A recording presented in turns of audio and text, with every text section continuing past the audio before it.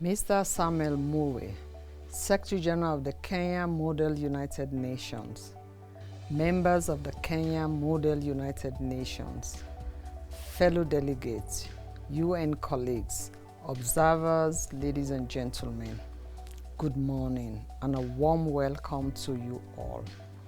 My name is Mrs. Zainab Bangura, Under Secretary General and Director General of the United Nations Office at Nairobi, UNON.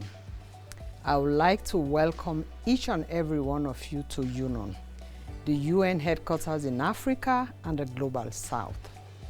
We at UNON are delighted to be hosting you for the 22nd Annual Kenya Model United Nations Conference, and I was particularly honored to be invited to participate as chief guest.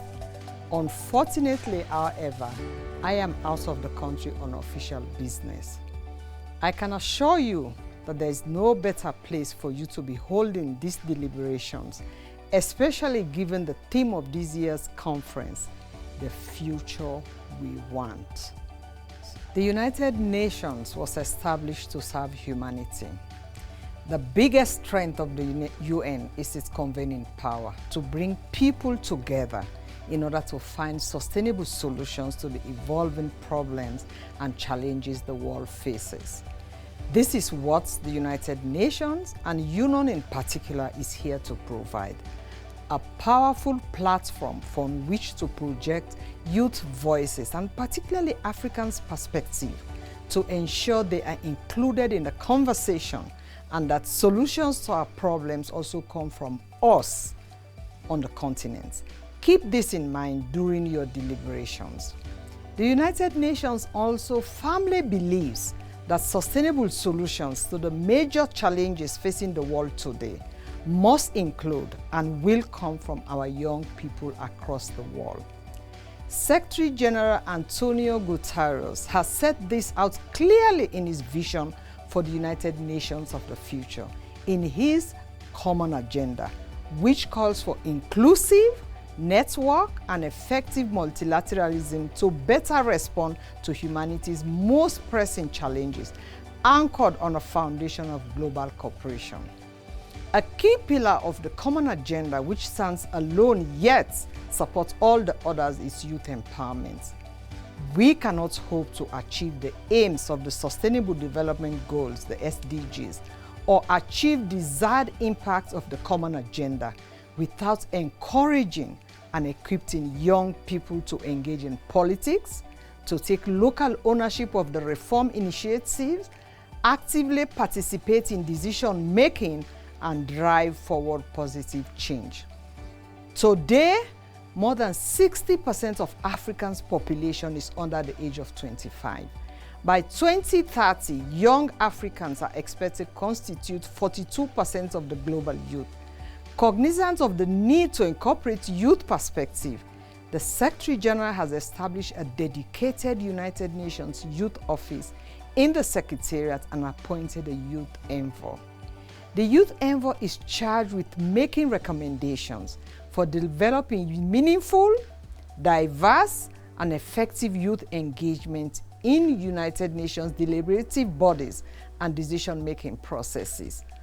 Both will drive forward the agenda through consultation with the world's youth. I encourage you to engage. Your time to shape a better future for all is now.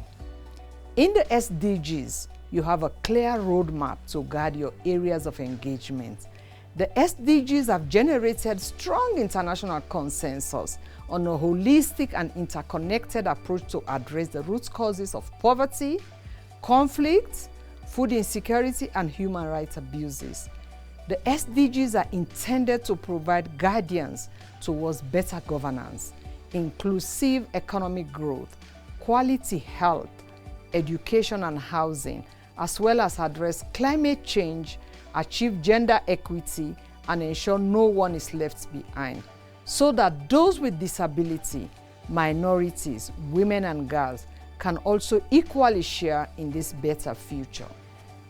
International Women's Day, celebrated on the 8th March 2023 this year, will focus on the role of innovation and technology in achieving gender equality.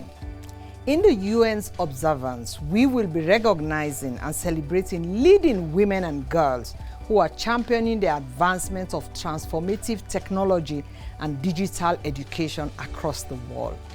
This is important work. Globally, 37% of women do not use the internet. In societies across the world, 259 million women do not even have access to the internet, whilst their male counterparts do.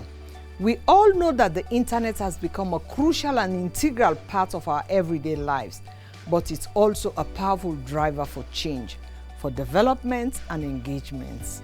Without equal access where women and girls can have the opportunity to develop the digital skills required today, we will see another widening dimension of the gender gap with a compounded negative impact. Here again, our youth, with their stronger grasp of digital technologies than older generations, must take an active lead. There is much to do. Your energy, enthusiasm, engagement, and leadership are crucial. A sustainable future for all lies in your hands. I call you to action. Once again, welcome. I wish you all the best for fruitful deliberation and a successful conference. Thank you. Asante ni sana.